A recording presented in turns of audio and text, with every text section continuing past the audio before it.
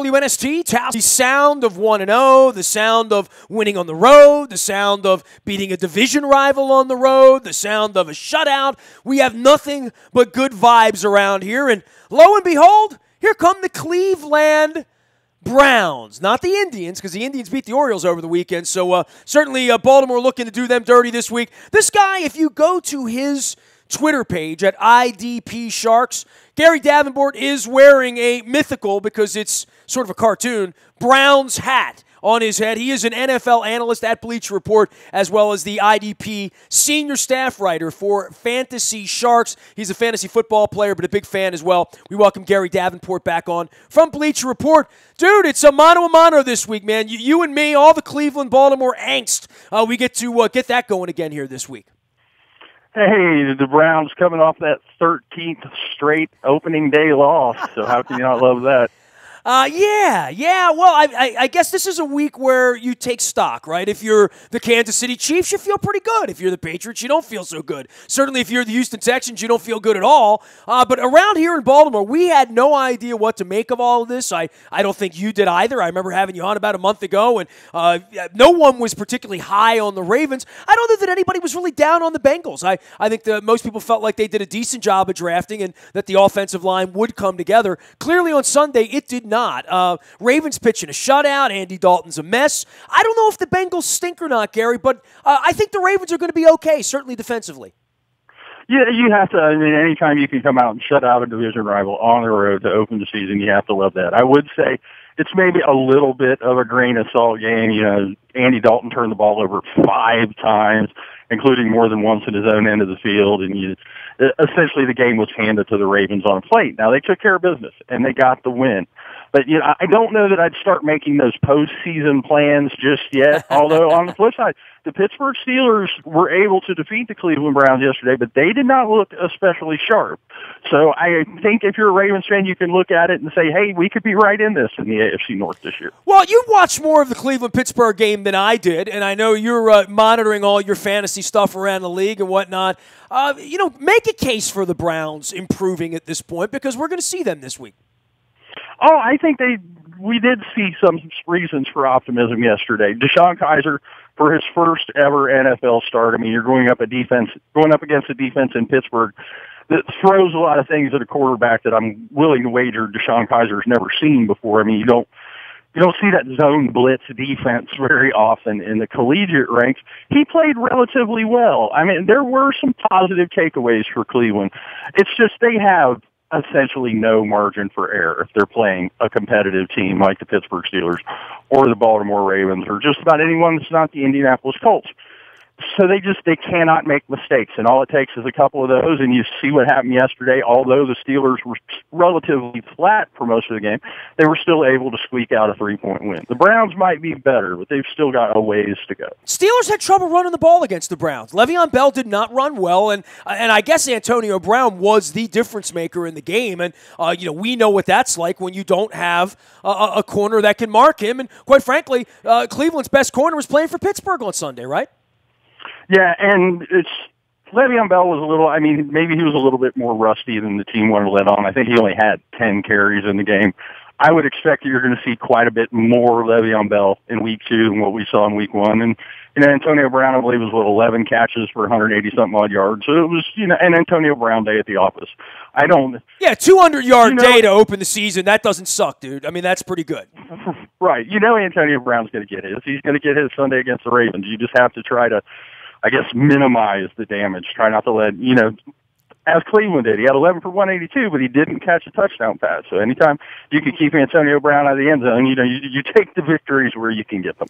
We have been heaping tons of praise on Terrell Suggs around here. That's not usually the case. I mean, we're all familiar with his career. I think he will have a nice case for Canton, Ohio, one way or another.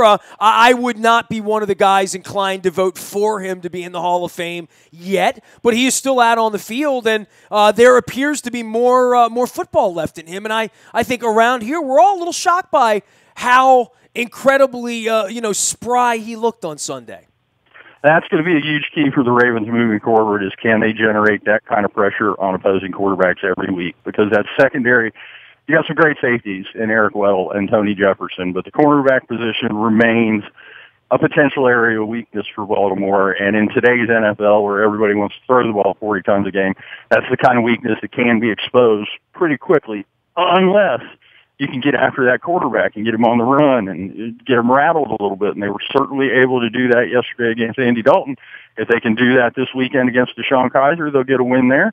If they can do it against Ben Roethlisberger a couple times, like I said, you never know. The Ravens could be right in it for the AFC North title. He is Gary Davenport. IDP Sharks is the way to find him out at Bleacher Report, always doing the fantasy thing and the NFL thing. You know, for the Bengals, and I'll continue to talk to some of the Bengals people this week, do they stink, Gary? I mean, maybe. I mean, we certainly threw that around a little bit to say maybe with that offensive line, they're not going to be able to run it all, and they're not going to be able to protect Dalton. And Dalton had a lot of protection and has had a lot of weapons around there in the early part of his career, which is why they were routinely winning 10, 11, and 12 games a year. It doesn't look to be that kind of team right now, and certainly we saw a different version of them without Burfict and without Pac-Man as well on the defensive side. And I would, you said that it was kind of sewn up for the Ravens with the interceptions and the turnovers, but boy, the Ravens forced those turnovers to some degree. I mean, they really gave Dalton a hard time, and Suggs was a part of that, but so was the tip ball. So was the fact that I think a lot of teams are really going to struggle to run against the Ravens front. Yeah, I don't know that the Bengals are as bad as what we saw yesterday. But like you said, it's that offensive line. And Andy Dalton, you want to talk about Jekyll and Hyde. It's Andy Dalton in a clean pocket versus Andy Dalton with guys in his face. If you look at his career splits when he's under pressure versus when he's not, I mean, there is a striking difference. He's just a very effective quarterback if he has time. But if you get in his grill and rattle him, as the Ravens did yesterday, you can shake him. The Bengals, the big question mark coming into the season was that offensive line going to be able to hold up with those two new starters at tackle, with our Blade not playing well last year? And if week one was any indication, they are not.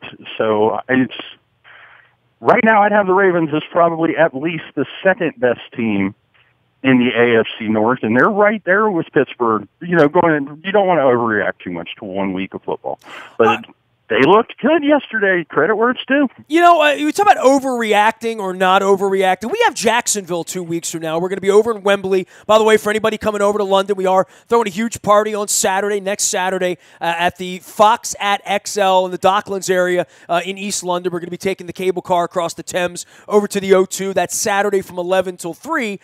We're playing Jacksonville over there. The whole offseason you think, well, neutral site, it's their home game. We're going to take 25,000 of our fans. That's going to be a nice trip for the Ravens. And if you have to go to London and play someone, why not Jacksonville? Tell you what, just from the score alone and where they are defensively, and I think they've come a long way.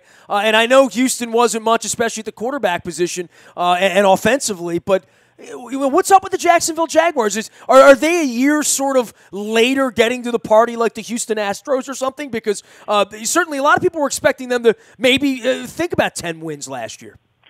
That defense was certainly impressive against the Houston Texans, and they have added a lot of pieces on that side of the ball in the last couple of years, whether it was high draft picks or with free agent signees like Calais Campbell, who I think piled up with 3.5 sacks in the first half.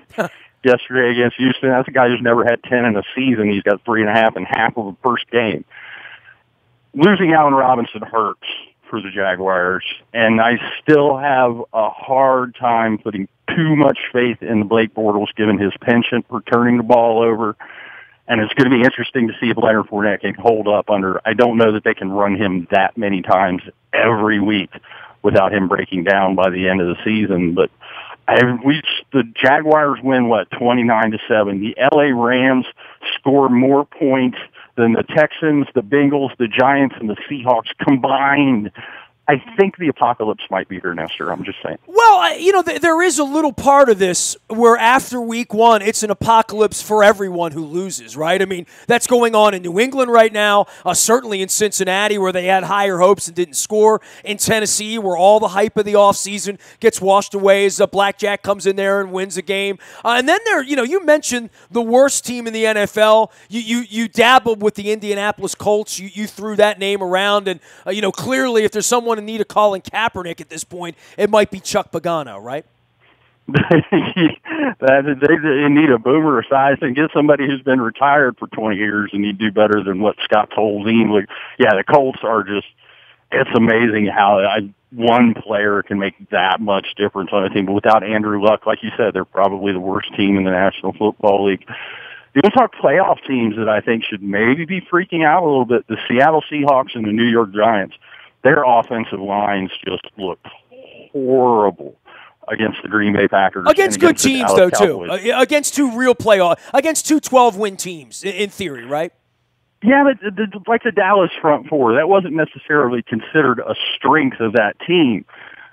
Although a healthy DeMarcus Lawrence is a player, don't get me wrong, I didn't necessarily expect them to get the kind of pressure they did as consistently as they did. I mean, if they're able to do that, what would say the Seahawks front four due to the Giants' offensive line? I knew it was a question. I didn't expect them to play that badly. The Seahawks offensive line, I can't say that I'm really surprised by. They have neglected that offensive line for so long. No team in the NFL has less money invested in their offensive front than the Seahawks do.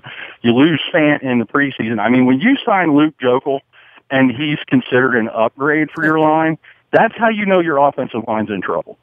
He is Gary Davenport. He is IDP Sharks, out on Twitter as well as an NFL analyst at Bleacher Report. You can follow his journey out there on Twitter and at Bleacher Report. He does have a Browns hat on, so he will be one of our whipping boys. We don't get along with anybody from Cleveland this week, Gary. I mean, it's a Baltimore-Cleveland. By the way, did you see what the Tribe did to my Orioles over the weekend? Just ended their season, which is fine as long as the Ravens have a season. It would have been a whole different thing if we had lost 20-0. But the Cleveland-Baltimore thing, there's a little buzz going on there, Gare. Yeah, well, I mean, the Indians are beating everyone right now, so you can't really feel bad. 18 victories in a row. That's just, they're playing amazing baseball right now. Waking everyone up there just in time for them to fall asleep on the Browns. A couple of other things, and I guess bad football teams, and the San Francisco 49ers certainly appear to be that, but more than anything, look, I was in Cincinnati, the place was half empty. San Francisco, the place... I don't even say half empty. It wasn't even half full. And then L.A. now is going to have two teams where no one cares about coming to the games. You a little worried, seeing so many empty stadiums in the league as they beat on their chest and move teams around. 3 different moves now going on in the last couple of years. So some thoughts about the health of going to football. I mean, the league's not going anywhere. They're making plenty of money, but it does paint sort of a nasty backdrop when there's 1,400 people in a 70,000-seat stadium out in Santa Clara, right? Yeah, I mean, that was, especially given that it was the debut of the Kyle Shanahan 49ers, a team that I expected, frankly, to play a little bit better than they did. I'm not saying I expected them to win that game. Because John Lynch wasn't playing. He's just running the place. I thought, given how that offense played in the preseason, in the dress rehearsal, they looked okay. I thought, like I said, not that I expected to win. I thought maybe they'd put up a little bit more of a fight than they did.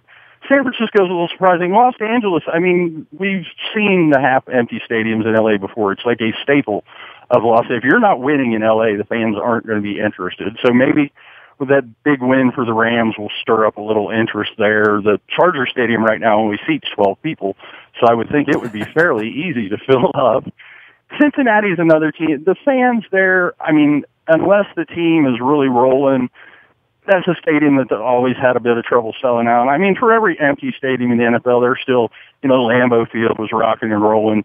Cleveland's lost 13 openers in a row, and there were 80,000 fans there to watch the Browns get beat Sunday. Football's fine. And any more attendance, actually putting people in the seats, it's a great way for the franchise to make some money. It's a big reason why the Oakland Raiders are going to be the Las Vegas Raiders here in a couple of years, but it's all about the TV, and the NFL is raking in money hand over fist, so I wouldn't get too worried about it. Last thing for you, because I know you're a fantasy guy. David Carr would have been one of those, or Derek Carr would have been one of those guys that I don't know that I would have been real hot and bothered about drafting a guy coming off an injury like that. Boy, that was a really impressive win. I mean, I know they were a really good team last year. I am a huge fan of Jack Del Rio, as you may know from my 2-decade friendship with him. But to see them go into Tennessee and do that to start the season, I think that answers a lot of questions about what kind of team they're going to be this year. They're going to be a really good team. Yeah, good game by Carr. Excellent game by that Raiders defense, which was probably the biggest question mark surrounding that team. They're right there in the thick of it in the AFC. If they can, that AFC West is going to be a dogfight this year. You've got the Kansas City Chiefs coming off a really impressive win over the New England Patriots. You have the Raiders rolling a potential playoff team in the Tennessee Titans. And tonight, Denver Broncos, the Chargers made some improvements in the offseason if they can get any kind of O-line play. And Denver's defense is going to keep them in a lot of games if they can get anything out of the quarterback position. That division's going to be one of those ones where they spend the entire season beating up on one another. Well, we go out to Oakland in 4 weeks. I mean, our schedule's kind of, we thought it was going to be difficult going into Cincinnati. I mean, I think every Raven fan, really, if you would have given them the saliva test on this, they would have said, we're probably going to lose in Cincinnati. But we got Cleveland, then we got Jacksonville. Maybe you're 2-1 by the time Pittsburgh gets in here. Then we have to go out to the West Coast to Oakland. And looking at that, I mean, that might be the toughest game of the year this side of Green Bay for the Ravens. Yeah, but hey, you could also, 4 games in, I'm not going to say the Ravens can't beat Oakland. They're not a perfect team. Just enjoy that week 1 victory, Nestor. And you got momentum. Got to build on that momentum. We're talking 2001 Ravens defense versus 2017, so the conversation's good when you're pitching shutouts. He is Gary Davenport. IDP Sharks is the way to find him, and out at Bleacher Report as well, where he is an NFL analyst. You can find me out in the Buy a Toyota Audio Vault 24 hours a day from anywhere in the world on your mobile device by downloading the TuneIn Radio app. We do come in crystal clear from anywhere in the world. Just download it, listen when you want, where you want. The kids call it podcasting these days. It's the Buy a Toyota.com Audio Vault. Our morning newspaper ships to your email inbox each and every morning at 7 a.m. That's all brought to you by Planet Fitness and PlanetFitness.com. Don't forget, Wednesday night, we are going to be at Greenmount Station in Hampstead up in Carroll County, eating those delicious crab cakes and visiting with Chris. And we will be sitting and chatting with Ryan Jensen and Austin Howard of the Baltimore Ravens. Talk about the Oakland Raiders. We'll be talking a lot of Raiders with Austin Howard. Come on out. Join us. Get swabbed for the Bone Marrow Registry. It's all brought to you by our friends at Freedmont Mortgage and our friends up at Greenmount Station in Hampstead. That's this Wednesday night, the 12th. Hope to see your face in the place. Nasty at WNST.net reaches me. I'm on Facebook, Twitter, LinkedIn, Snapchat, Instagram, streaming live on our Facebook as well as our YouTube WNSTV channel. I'm Nestor. We are WNST.net, AM 1570, and WNST Towson, Baltimore, and we never stop talking Baltimore sports.